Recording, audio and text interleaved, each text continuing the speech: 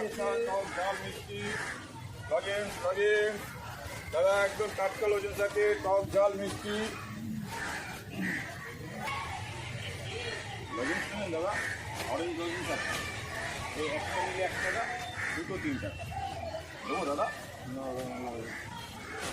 Lozenges lozenges বলুন দাদা lozenges running দেবো দাদা চকলেটও দাদা চকলেট দেবো নাকি ভাই চকলেট দেবো তাজা লেবুর গন্ধ আছে একদম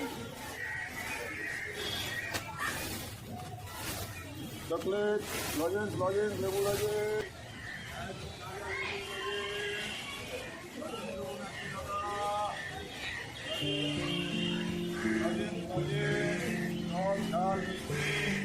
একদম তাজা লজেন্স লাগবে লজেন্স আজকে আমি বাড়িটা তো ফাঁকা ফাঁকা লাগছে না তাহলে একটু এদিকে যাই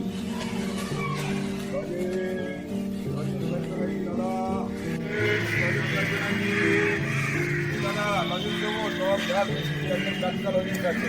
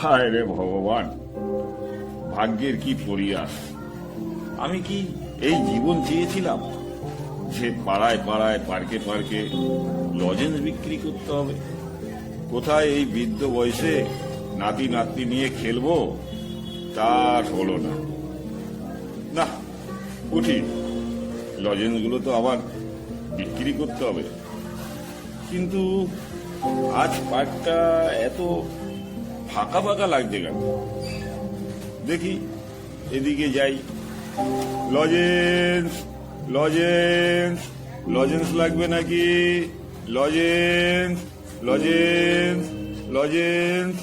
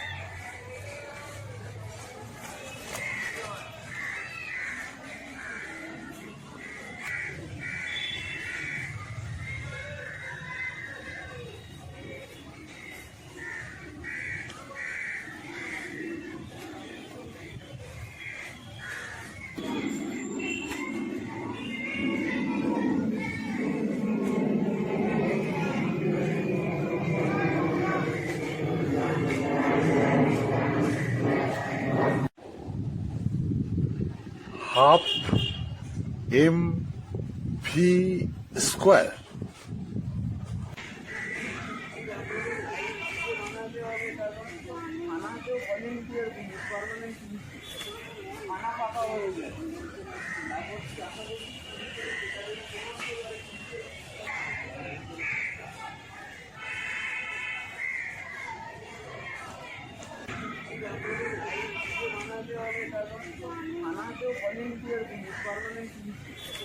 মানা পাকা হয়ে যায়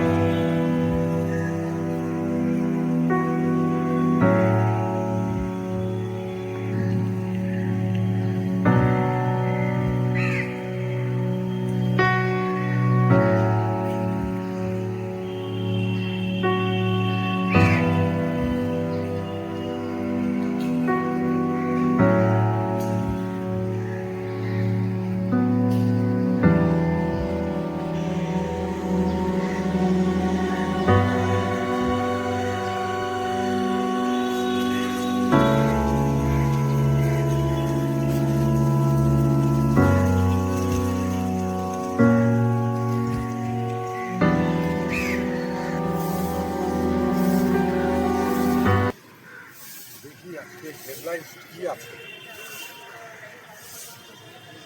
সব মিটলেই দেশ জুড়ে SIR, ভোটার তালিকায় রিভিশন হচ্ছে।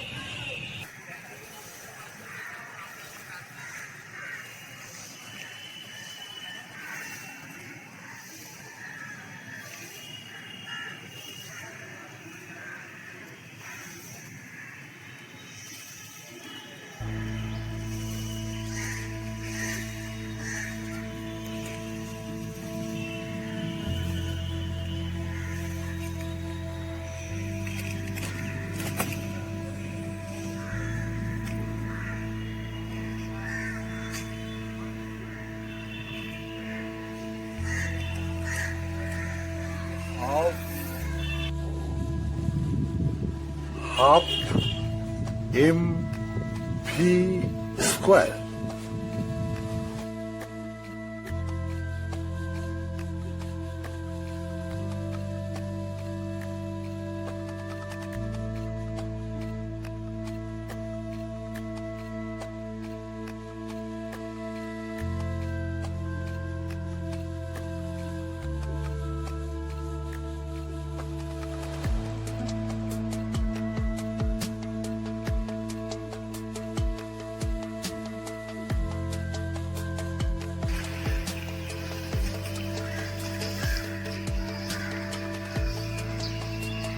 এক্সকিউজ মি,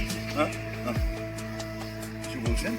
হ্যাঁ, যদি কিছু মনে না করেন, আমি বিগত কয়েকদিন আগেও আপনাকে লক্ষ্য করেছি যে আপনি এই ব্যাগ থেকে এই ক্যালকুলেটর, ডায়েরি আর পেন দিয়ে কি লেখে, আর এরপরে দেখেছি আপনি একটা 100 টাকার নোট আপনি বের করে আমার ব্যাগের মধ্যে ঢুকিয়ে রাখেন।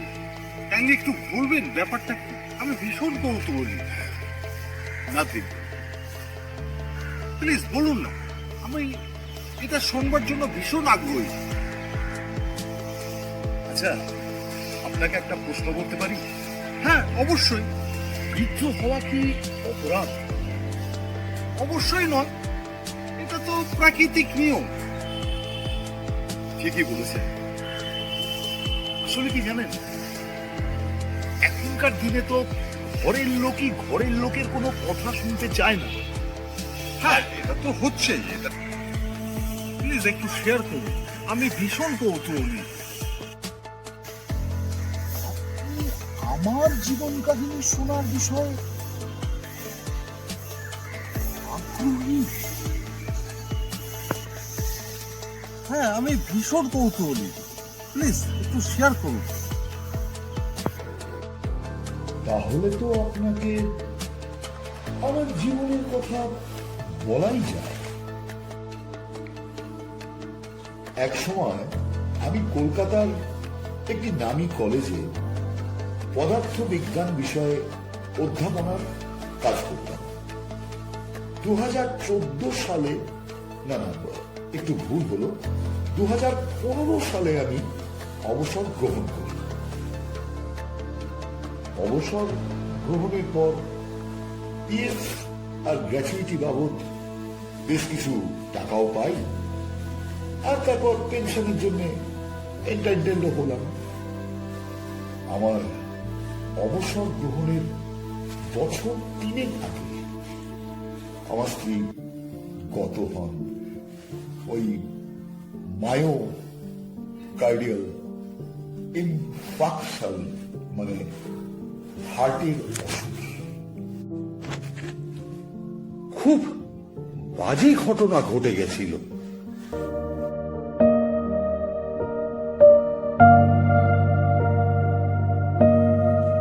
যাক, ছোট্ট সংসার চলে যাচ্ছিল, কিন্তু সমস্যা কোথায় হলো জানেন? অতগুলো টাকা আমার হাতে আসার পর এটা তো খুব আনন্দের ব্যাপার। একসাথে এতগুলো টাকা এলো, এ তো সংসার আরো ভালোভাবে চলবার কথা ছিল। আপনি ঠিকই বলছেন, সেটাই স্বাভাবিক। হ্যাঁ, কিন্তু কি জানেন, কপালে না আমার এত সুখ একেবারেই লেখা ছিল। হঠাৎ একদিন ছেলে এসে আমাকে বলছে, বাবা চলো একটা জমি কিনি। শুনে আমার খুব আনন্দ হয়েছিল, বুঝলেন। একটা জমি কিনলে কি হবে, একটা জমি কিনলে সেখানে আমরা একটা বাড়ি বানাবো, অনেকটা জায়গা জুড়ে আমরা থাকবো।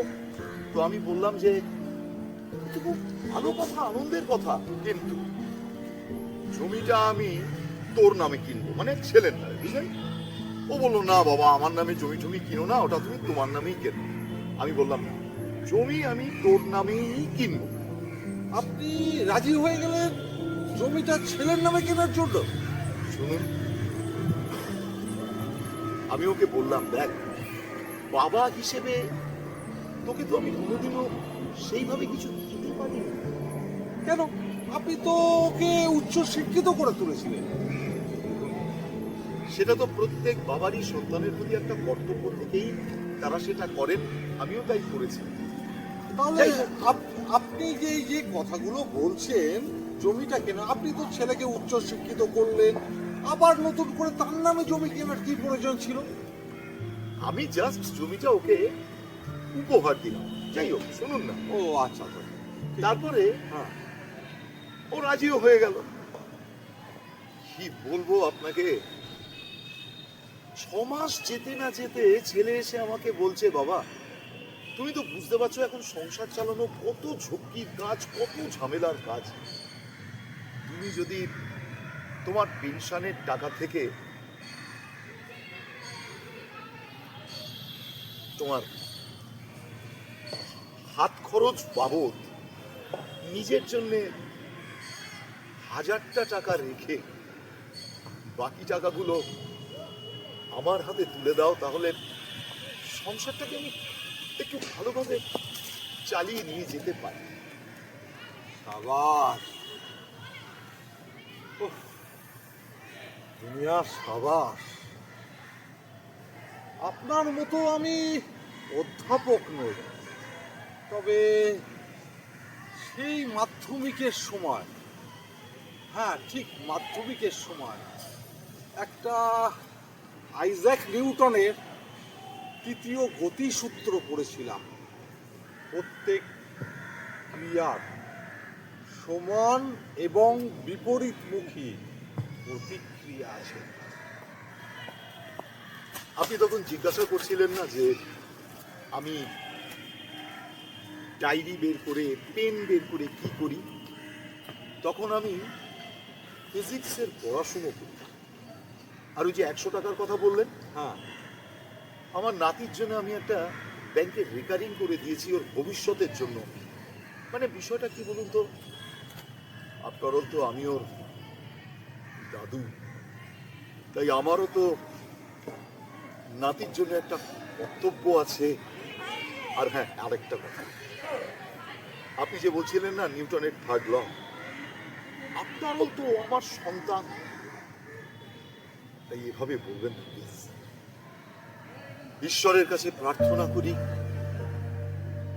আমার সন্তান, আমার ছেলে, ও যেন ভালো থাকে, ও যেন সুখে থাকে। যত দেখছি তত নতুন নতুন আমার অভিজ্ঞতা সঞ্চয় হচ্ছে। সত্যি আপনি ভালো।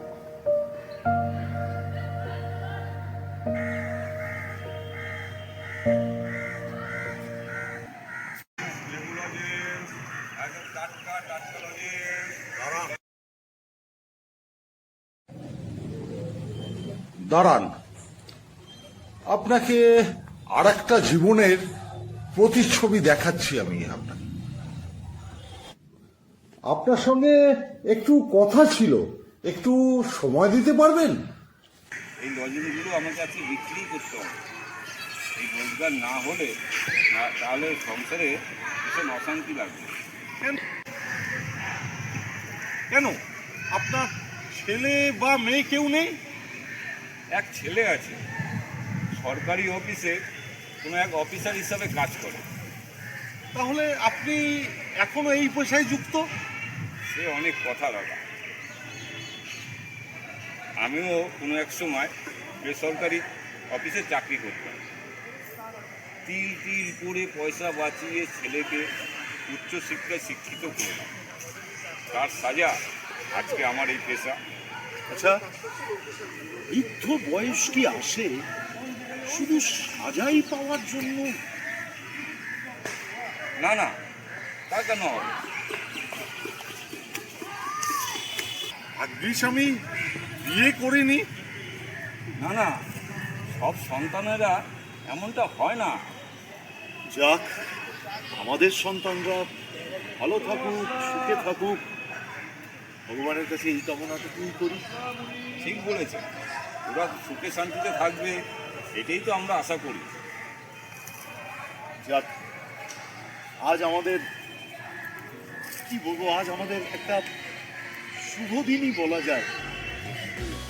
এক অর্থে আমাদের তিনজনের মধ্যে একটা বন্ধুত্ব হলো। চলুন না, এই বন্ধুত্বটাকে নিয়েই আমরা আগামী দিনে তিনজনে পথ চলি।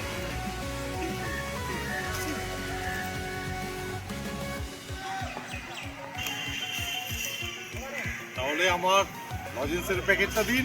হ্যাঁ, অবশ্যই অবশ্যই।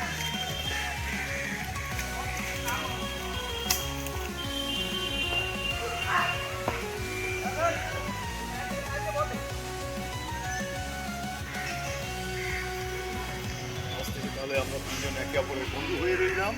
একদম একদম একদম। আচ্ছা, তাহলে আজ উঠি। নমস্কার। নমস্কার। নমস্কার। ভালো থাকবেন, আবার নিশ্চয়ই দেখা হবে। ঘুরতে ঘুরতে আবার নিশ্চয়ই সত্যি।